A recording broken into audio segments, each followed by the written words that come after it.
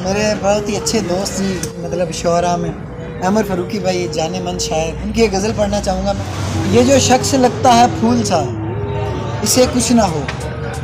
ये जो शख्स लगता है फूल सा, इसे कुछ ना हो। मुझे कुछ भी हो मगर ऐ खुदा इसे कुछ ना हो। ये दिया जलाया है मैंने यार के नाम पर, ये दिया जलाया है मैंने यार के नाम पर। तुझे पहले कहता हूँ ए हवा इसे कुछ ना हो। तुझे पहले कहता हूँ ए हवा इसे कुछ ना हो। भले सारी चीज़ों को तोड़ दे कोई गम नहीं, भले सारी चीज़ों को तोड़ दे कोई गम नहीं। ये जो घर है ये है किराए का इसे कुछ ना हो।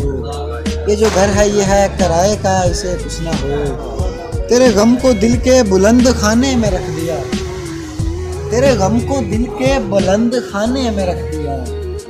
बड़ी एहतियात से जिस जगह इसे कुछ ना हो, बड़ी एहतियात से जिस जगह इसे।